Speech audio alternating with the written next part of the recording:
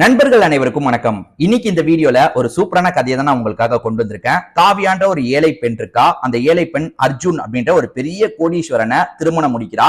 இந்த திருமணம் எப்படி சாத்தியமாச்சுன்னு சொல்றதுதான் இந்த கதை. கண்டிப்பா இந்த கதை உங்க எல்லாருக்குமே பிடிக்கும்னு நம்புறேன். இப்ப இந்த கதைக்குள்ள நம்ம போயிடலாம். இந்த கதையை பொறுத்த வரைக்கும் காவியான்ற ஒரு பொண்ணை காட்டுறாங்க. இந்த பொண்ணை பொறுத்த வரைக்கும் 27 வயசு ஆகுது. ஏறவரைய கல்யாண வயசு வந்துருச்சு. அம்மா இறந்து போயிருப்பாங்க. இந்த பொண்ணை பொறுத்த வரைக்கும் அப்பா மட்டும்தான் இருக்காரு. அப்பாவை பொறுத்த வரைக்கும் இந்த கட்டிட வேலை எல்லாம் செய்யக்கூடியவரா இருப்பாரு. அதாவது கட்டிட வேலையில பொருள் எல்லாம் தூக்கிட்டு போய் தர வேலை தான் பாக்குறாரு. இவருக்கு சம்பளம் ரொம்ப கம்மியா தான் வரும். ஒரு சின்ன வீட்டுல தான் இவங்க 2 பேருமே இருக்காங்க. அப்பா பேரு முருகன் அப்படின்றது. முருகனை பொறுத்த வரைக்கும் பொண்ணுக்கு சீக்கிரமா கல்யாணம் முடிக்கணும். ஏறவரைய 27 வயசு ஆயிருச்சு. சீக்கிரமா கல்யாணம் முடிக்கணும். ஆனா அதுக்கான காசு எதுவுமே நம்ம கிட்ட இல்லையே, நம்ம என்னதான் பண்ண போறோம் அப்படின்ற மாதிரிலாம் யோசிக்கிறாரு. இந்த காவியாவை பொறுத்த வரைக்கும் சின்ன சின்ன வேலை எல்லாம் செய்வாங்க. வீட்டுல இருந்து செய்வாங்க பாத்தீங்களா, அந்த மாதிரி வேலை எல்லாம் செய்வாங்க. இப்ப இவங்களோட குடும்ப சூழல் ரொம்ப மோசமா போயிட்டு இருக்கு. அதுக்கு காரணம் என்னன்னு பாத்தீங்கன்னா, முருகனுக்கு உடம்பு முடியாம போயிருது. ஆக்சுவலா இவங்களோட வருமானம் இருக்கு பாத்தீங்களா, அன்னன்னைக்கான செலவுக்கே போயிடும். அதாவது காவியா வீட்டுல இருந்து தைக்கிற வேலை, அதே மாதிரி சின்ன சின்ன வேலை எல்லாம் செய்யறாங்கல்ல, அதுல இருந்து கொஞ்சம் காசு கிடைக்குது. அதே மாதிரி முருகன் சம்பாதிக்கிறாரு பாத்தீங்களா, அதுதான் பெரிய லெவல் காசா இருக்கும். ஒரு நாளைக்கு 400 ரூபாய் 500 ரூபாய் கூலியா தான் அவருக்கு கிடைக்கும்.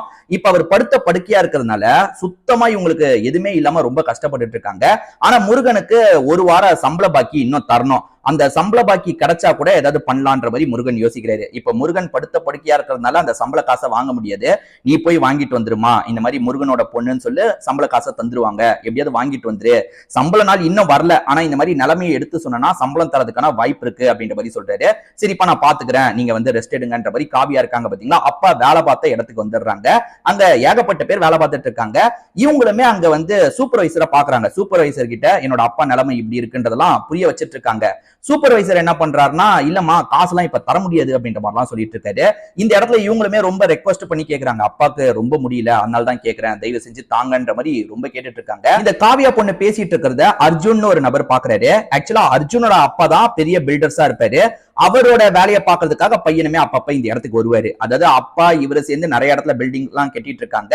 இப்ப அர்ஜுன் இந்த இடத்த பாத்துக்கிறதுக்காக இங்க வந்திருப்பாரு. அப்பதான் இந்த காவியான்ற பொண்ணை பாக்குறாரு. அந்த பொண்ணு கெஞ்சி கேக்குறாங்க, என்னதான் நடக்குது நம்ம தெரிஞ்சுக்கலான்ற மாதிரி இவருமே சூப்பர்வைசருக்கு பக்கத்துல வராரு. என்ன நடக்குது, ஏன் இந்த பொண்ணு பிரச்சனை பண்ணிட்டு இருக்கா, என்ன பிரச்சனைன்ற மாதிரி கேட்கும்போது இந்த மாதிரி எல்லா விஷயத்தையும் சூப்பர்வைசர் சொல்றாரு. சார் சம்பள நாளே இன்னும் 2 நாள் கழிச்சுதான் வரப்போகுது. ஆனா அதுக்குள்ள இந்த பொண்ணு அப்பாக்கு முடியலன்னு காசு வேணும்னு கேட்கிறா, எப்படி சார் தர முடியும் அப்படின்ற மாதிரி சூப்பர்வைசர் சொல்லிட்டு இருக்காரு. அந்த பொண்ணோட நிலைமையை கேட்கும் போது, அதாவது அந்த பொண்ணு இவர்கிட்டயும் அர்ஜுனை பார்த்தோம் சில விஷயங்களை சொல்றாங்க. அதாவது அப்பாக்கு ரொம்ப முடியல, இப்ப காசு வேணும், சுத்தமா காசு இல்ல, தயவு செஞ்சு தாங்கன்ற மாதிரிலாம் சொல்றாங்க. இப்ப இவர் என்ன பண்றாருன்னா, சரி ஒன்னும் பிரச்சனை இல்ல, நான் காசு தரேன்ற மாதிரி சொல்றாரு. அர்ஜுனை பொறுத்த வரைக்கும் பேசிக்காவே ரொம்ப நல்ல டைப்பா இருப்பாரு. அதாவது அவர்கிட்ட வேலை பார்க்கறவங்க எல்லாம் நல்லபடியா இருக்கணும்னு நினைக்கிறவரா இருப்பாரு. அப்பா கூட சம்பளம் ஏத்துறதுக்கு ரொம்ப தயங்குவாரு. ஆனா அர்ஜுன் இருக்காருல்ல, அப்பா சம்பளத்தை கொஞ்சமாவது ஏத்தலாம் அப்படின்னு மாதிரி சொல்லுவாரு. சோ அப்படிப்பட்டவருக்கு இதை கேட்டோன்னு ஏத்துக்கவே முடியல. சரி என்ன ஏதுன்றத நானும் பாக்குறேன், நீ எங்க போனோம், எதுக்காக காசு தேவை, மருந்து வாங்குறதுக்கு தானே காசு தேவைன்னு சொல்றேன், நம்ம போற வழியிலேயே மருந்தை வாங்கிக்கலாம்ன்ற மாதிரி சொல்றாரு. அந்த பொண்ணுமே சரின்ற மாதிரி ஏத்துக்கிறாங்க. இப்ப இவருமே அந்த பொண்ணை கார்ல கூட்டு போறாரு. அந்த பொண்ணுக்கு அந்த கார்லாம் ரொம்ப புதுசு. ரொம்ப அந்த பொண்ணுமே என்னடா இந்த கார்ல எல்லாம் கூட்டு போறாரு, ஏன்னா எல்லாருமே நம்மள காசு தந்து அனுப்பிடுவாங்க, ஆனா இவர் கார்ல எல்லாம் கூட்டு போறாரு அப்படின்ற மாதிரி வித்தியாசமா சுத்தி முத்தி இந்த பொண்ணு பார்த்துட்டே வந்துட்டு இருக்காங்க. இவருமே மருந்து கடைக்கு வராரு, தேவையான மருந்தெல்லாம் வாங்குறாரு. அதுக்கப்புறமா முருகனோட வீட்டுக்கு வராரு. ஆக்சுவலா இவர் ரொம்ப பெரிய பணக்காரரு. அந்த வீடை பார்க்கும்போது ரொம்ப சாதாரணமா இருக்கு. காவியாக்குமே ஒரு மாதிரி தயக்கமா இருக்கு. இல்ல சார் நீங்க வீட்டுக்கு எல்லாம் வர வேணாம், இந்த வீட்டுல எல்லாம் நீங்க எங்கேயுமே உட்கார முடியாது, அந்த மாதிரி தான் இருக்கும், வேணான்ற மாதிரி சொல்றாங்க. அதெல்லாம் ஒன்றும் பிரச்சனை இல்லை அப்படின்ற மாதிரி இவருமே வீட்டுக்கு வராரு. முருகன் படுத்துட்டு இருக்காரு பாத்தீங்களா, அவர் எந்திரிக்கலாம் ட்ரை பண்ணும்போது எந்திரிக்கலாம் செய்யாதீங்க, படுங்கன்ற மாதிரி வேண்டிய மருந்தெல்லாம் இவர் வாங்கிட்டார்ல, வேண்டிய மருந்தை தராரு. இதை தாண்டி முருகன் கிட்ட எக்ஸ்ட்ராவா காசு தராரு. அதாவது இவரோட சம்பளத்திலேயே மருந்துக்கு சரியா போயிருக்கும். அதை தாண்டியும் ஒரு 1500 ரூபாய் 2000 ரூபாய் எக்ஸ்ட்ரா தராரு. உடம்ப பாத்துக்கோங்க, உடம்பு தேர்னதுக்கு அப்புறம் நீங்க வந்தா போதும் அப்படின்ற மாதிரிலாம் சொல்றாரு. அதே மாதிரி காவியா இருக்காங்கல்ல, ஏதாவது சாப்பிட்டு போங்கன்ற மாதிரி அவங்களால முடிஞ்சதை வேகமா ரெடி பண்ணி இவருக்கு தராங்க. காவியா கிட்ட நீ என்ன படிச்சிருக்க, என்ன வேலை பார்த்துட்டு இருக்கன்னு கேட்கும் போது, இல்ல வேலைலாம் பெருசா பார்க்கல, ஏன்னா படிப்பும் அந்த அளவுக்கு கிடையாது, நான் வீட்டுல சின்ன சின்ன வேலைலாம் பார்த்துட்டு இருக்கன்ற மாதிரி காவியா அவங்கள பத்தி சொல்றாங்க. இவருமே காவியா கிட்ட கொஞ்ச நேரம் பேசுறாரு. நான் உனக்கு வேற ஏதாவது வேலை கூட ஏற்பாடு பண்ணி தரேன், இப்ப நான் கிளம்புறேன் அப்படின்ற மாதிரி ஒரு ஸ்டேஜ்ல அங்க இருந்து கிளம்பிடுறாரு. காவியாவோட அப்பா முருகனை அர்ஜுன் போய் பார்த்தான் பாத்தீங்களா. அதுக்கப்புறம் இவனோட வேலையை பாக்குறதுக்காக வந்துடுறான். அப்படியே 2-3 நாள் ஓடிட்டு இருக்கு. அர்ஜுனோட மனசுக்குள்ள காவியாவோட முகம் திரும்ப திரும்ப வந்துகிட்டே இருக்கு. ஏன்னா காவியா பார்க்க அவ்வளவு அழகா இருப்பாங்க. இவனுக்குமே கல்யாண வயசு தானே, காவியா அழகா இருந்தாலே அவளை நம்மளுக்கு பிடிச்சிருக்கு போல, அவ வந்து இன்னசென்ட்டா இருந்ததெல்லாம் நம்மளுக்கு பிடிச்சிருக்கு போல அப்படின்ற மாதிரி திரும்ப திரும்ப யோசிச்சுட்டு இருக்காரு. ஏன்னா வந்து இவர் ஏதாவது யோசிக்கலான்னு பார்க்கும் போதே அவங்களோட தாட்டு தான் வருது. அவளை நம்மளுக்கு பிடிச்சிருக்கு போல அப்படின்ற மாதிரி திரும்ப திரும்ப அவருக்குள்ள அவரே சொல்லிட்டு இருக்காரு. ஆனா வந்து அவங்க ஒரு ஏழை, இவர் வந்து ரொம்ப பணக்காரர். ஆனா இவர் அதை பத்தி எல்லாம் யோசிக்க மாட்டாரு. நமக்கு அந்த பொண்ணை பிடிச்சிருக்கு அப்படின்றத மட்டும் புரிஞ்சுக்கிறாரு. அதாவது அவங்க வந்து தேவையான மருந்தை, ஒரு வாரத்துக்கு தேவையான மருந்தை வாங்கினாங்கல்ல, இவர் என்ன முடிவெடுக்கிறாருன்னா அதே மருந்தை திரும்பி வாங்கிட்டு போலாம். அதாவது எப்படியும் அது காலியாகிற நிலைமைக்கு வந்திருக்கும்ல, இப்ப அவங்கள சந்திக்கணும், அதுக்கு ஏதாவது ஒரு சாக்கு ரெடி பண்ணலான்றதுக்காக இவர் என்ன பண்றாருன்னா அந்த மருந்தெல்லாம் வாங்கிட்டு திரும்பி முருகனோட வீட்டுக்கு வராரு. என்ன திரும்பி இவர் வந்திருக்காருன்ற மாதிரி ரெண்டு பேருமே ஆச்சரியப்படுறாங்க. ஏற்கனவே வாங்கின மருந்து தீந்து போயிருக்கோன்றதுக்காக தான் இன்னும் மருந்தை வாங்கிட்டு வந்திருக்கன்ற மாதிரி சொல்றாரு. இல்ல அது இருக்கு, இன்னும் வரோன்ற மாதிரிலாம் சொல்றாங்க. பரவாயில்ல இருக்கட்டும், இந்த வழியா போனேன், அதனால தான் உங்களுக்கு வாங்கி தரலாம்னு நினைச்சேன்ற மாதிரி இவருமே வாங்கி தந்துட்டு இருக்காரு. ஏற்கனவே வேலைக்காக சொல்றேன்ற மாதிரி சொன்னாரு பாத்தீங்களா, அது விஷயமாலாம் காவியா கிட்ட கொஞ்சம் பேச ஆரம்பிக்கிறாரு.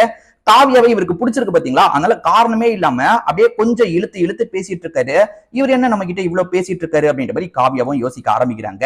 இவருமே காவியாக்காக இவரோட இடத்துலயே ஒரு வேலையை போட்டு தரலாம், அதாவது வந்து அந்த கணக்கு எழுதுற வேலை மாதிரி போட்டு தரலான்ற மாதிரி யோசிக்கிறாரு. இவரே வீட்டுக்கு வந்து ஹெல்ப் பண்றாரு பாத்தீங்களா, அதனால காவியாவும் இவருக்கு ரொம்ப நன்றி எல்லாம் சொல்லி வழி அனுப்பி வச்சிடுறாங்க. நம்ம வீட்டுக்கு போய் இவர் திரும்பி எல்லாம் வந்திருக்காரு அப்படின்ற மாதிரி காவியாக்கு தோணுது. அதே மாதிரி காவியாக்குமே அவர் மேல ஒரு ஈர்ப்பு வந்துருது. ஏன்னா காவியா கல்யாண வயசுல இருக்காங்கல்ல, அவரை பார்த்தோன்னே ஒரு ஈர்ப்பு வந்துருது. ஆனா வந்து லவ்ன்ற மாதிரிலாம் இதை கொண்டே போக முடியாது, ஏன்னா அவர் பெரிய பணக்காரரு, அதை பத்தி எல்லாம் நம்ம யோசிக்கவே கூடாதுன்ற மாதிரி இவங்களே சமாதானப்படுத்திட்டு இருக்காங்க. அவர் வந்து வேலைக்கு வர சொன்னாரு பாத்தீங்களா, அந்த வேலைக்கு போலான்ற மாதிரி ஒரு ஸ்டேஜ்ல இவங்களுமே வேலைக்கு போயிடுறாங்க. அப்பாவோட உடல்நிலை இப்போதைக்கு சரியாகிற மாதிரி இல்ல, அதனால நம்ம வேலைக்கு போலான்ற மாதிரி இவங்களுமே அந்த கணக்கு எழுதுற வேலைக்கு வந்துடுறாங்க. வேலையில வந்து இவங்க வேலை பார்த்துட்டு இருக்கும் போது அவருமே நடுவுல பேசுறதுக்காக வராரு. ஜென்ரலா வேலை விஷயமா தான் பேசுறாரு. அப்படி பேசினதுக்கு அப்புறம் அவர் தள்ளி போய் லைட்டா சிரிக்கிறாரு. இவங்களுமே வந்து அவர் பேசினதை நினைச்சு சிரிச்சிட்டு இருக்காங்க. இப்படியே இவங்களோட காதல் போயிட்டு இருக்கு. என்னதான் இருந்தாலும் இந்த விஷயம்லாம் அர்ஜுனோட அப்பாக்கு தெரிய வந்துருது. அவரோட பேரு ராஜா அப்படின்றது. அந்த ராஜாக்கு இந்த விஷயம் தெரிய வந்துருது. அது என்னன்னா, இங்க இருக்க சூப்பர்வைசர் சிலர் என்ன பண்றாங்கன்னா, இந்த மாதிரி உங்க பையன் அந்த பொண்ணை லவ் பண்றாரு போல, இதெல்லாம் நடக்குது. ஏன்னா வந்து அந்த பொண்ணு கிட்ட வெக்கப்பட்டு பேசுறாரு, அதுக்கப்புறம் தள்ளி வந்து சிரிக்கிறாரு, இதெல்லாம் நாங்க தினம் பாக்குறோம், நீங்க பாத்துக்கோங்கய்யா அப்படின்ற மாதிரி சூப்பர்வைசர்ஸ் இருக்காங்க பாத்தீங்களா, ராஜா கிட்ட இந்த விஷயத்த சொல்லிடுறாங்க. ராஜாவால இதை ஏத்துக்கவே முடியல. நம்ம பையனுக்கு எப்பேற்பட்ட சம்பந்தம் பார்த்து கல்யாணம் பண்ணி வைக்கலான்னு கணக்கு பண்ணிட்டு இருக்கோம், இவன் என்ன ஒரு சாதாரண அந்த கூலி வேலை பாக்குறவரோட பொண்ணை போய் வந்து லவ் பண்ணிட்டு இருக்கான், இதெல்லாம் செட் ஆகாதுன்ற மாதிரி யோசிக்கிறாரு. முதல்ல ஒய்ஃப் கிட்ட தான் இதை பத்தி சொல்லி புலம்பிட்டு இருக்காரு. அதுக்கப்புறம் பையன் கிட்டே நேரடியா பேசணும்ன்ற மாதிரி நைட்டு நேரம் சாப்பிடுவாங்க பாத்தீங்களா, அந்த டைம் லைட்டா பேச ஆரம்பிக்கிறாரு. என்னப்பா யாரையாவது லவ் பண்றியான்னு கேட்கும்போது அப்பெல்லாம் இல்லன்ற மாதிரி அர்ஜுனுமே சமாளிச்சிட்டு இருக்காரு. எனக்கு நியூஸ் வந்துருச்சு, இந்த மாதிரி நீ பண்ணிட்டு இருக்கிறதா சொல்றாங்க, அவ சாதாரண பொண்ணுடா, சாதாரண வீட்டு பொண்ணு, அவளை போய் நீ லவ் பண்ணுவியா, இதெல்லாம் வந்து என்னடா பாக்குறவங்க இதெல்லாம் எப்படி பாப்பாங்க, இதெல்லாம் செட் ஆகாது, நீ அந்த பொண்ணை மறந்துரு, சீக்கிரமே உனக்கு வேற ஒரு பொண்ணை பார்த்து கல்யாணம் பண்ணி வைக்கிறேன்ற மாதிரிலாம் சொல்றாரு. அப்பதான் அர்ஜுன் இருக்கார்ல, சொல்லிடலான்ற மாதிரி யோசிக்கிறாரு. இல்லப்பா அந்த பொண்ணு ரொம்ப நல்ல பொண்ணுப்பா, எனக்கு அந்த பொண்ணு ரொம்பவே பிடிச்சிருக்குப்பா, அந்த பொண்ணு கூட கடைசி ஒரு வாரமா நான் பேசி பழகிருக்கேன்ல, அதுல அவளை பத்தி முழுசா தெரிஞ்சுக்கிட்டேன்ப்பா, நான் அவ கூட இருந்தா சந்தோஷமா இருப்பேன்னு நினைக்கிறேன்ற மாதிரி அப்பாவோட மனசை மாத்துறதுக்கு பயங்கரமா ட்ரை பண்றாரு. ஆனா அப்பாவால இந்த விஷயத்தை ஏத்துக்கவே முடியல. இதை பத்தி மேற்கொண்டு எதுவும் பேச வேணாம், என்னால இந்த விஷயத்தை ஏத்துக்கவே முடியாதுன்ற மாதிரி அப்பா கோவமா எந்திரிச்சு போயிடுறாரு. காவியை எப்பவுமே போல இவங்க வேலை பார்க்குற இடத்துக்கு வந்துடுறாங்க. அர்ஜுன் கொஞ்சம் அப்செட்டாவே இருக்கிறத கவனிக்கிறாங்க. ஏன்னா அர்ஜுனுக்கும் அப்பாக்கும் சண்டை ஏற்பட்டது பாத்தீங்களா, அதனால கொஞ்சம் அப்செட்டாவே அவர் வந்து அவரோட வேலையை பார்த்துட்டு இருக்காரு. இதுக்கு முன்னாடி எல்லாம் நல்லா பேசினவர் இப்ப சரியா பேசுறது இல்ல. ஏன்னா வந்து அவர் வந்து அப்பா கூட சண்டை ஏற்பட்டுச்சு, அதனால அதை பத்தி யோசிச்சுட்டு இருக்காரு. இவங்க கிட்ட சரியா பேச மாட்டாரு. என்ன இவருக்கு என்ன ஆச்சு, ஏதோ கஷ்டத்துல இருக்காரு போல அப்படின்ற மாதிரிலாம் யோசிக்கிறாங்க. அப்ப சூப்பர்வைசர் இருக்காரு பாத்தீங்களா, இந்த பொண்ணு கிட்ட வந்து பேசுறாரு. அதாவது வந்து அர்ஜுனுக்கும் அப்பாக்கும் ஏற்பட்ட சண்டையை பத்தி எல்லாம் சொல்றாரு. அதுல அர்ஜுனோட அப்பா ரொம்ப வருத்தத்துல இருக்காரு, அர்ஜுன வருத்தத்துல இருக்க மாதிரி அர்ஜுனோட அப்பாவும் ரொம்ப வருத்தத்துல இருக்காரு, நமக்கெல்லாம் வந்து சம்பளம் போடுற முதலாளி அவரு ரொம்ப வருத்தத்துல இருக்காரு, இதுதான் நடந்தது அப்படின்ற மாதிரி விஷயத்த சொல்றாரு. காவியாக்குமே அப்பதான் அர்ஜுன் நம்மள லவ் பண்ணிருக்காரு அப்படின்றது தெரியுது. இவங்களுக்குமே அர்ஜுன் மேல ஒரு ஈர்ப்பு இருந்திருக்கும். ஆனா வந்து நம்மளால அப்பாவும் பையனும் சண்டை போட்டுக்க கூடாது, எப்படியாவது வந்து இதை சால்வ் பண்ணணும், இந்த பிரச்சனையை நம்ம முடிக்கணும் அப்படின்ற மாதிரி யோசிக்க ஆரம்பிக்கிறாங்க. அர்ஜுன் கிட்ட பேச வேணாம், நேரடியா நம்ம அப்பாவான ராஜா கிட்ட பேசலாம் அப்படின்ற மாதிரி யோசிக்கிறாங்க. இவங்க என்ன பண்றாங்கன்னா, அன்னைக்கு சாயந்தரமே ராஜாவை பார்த்து பேசுறதுக்காக வந்துடுறாங்க.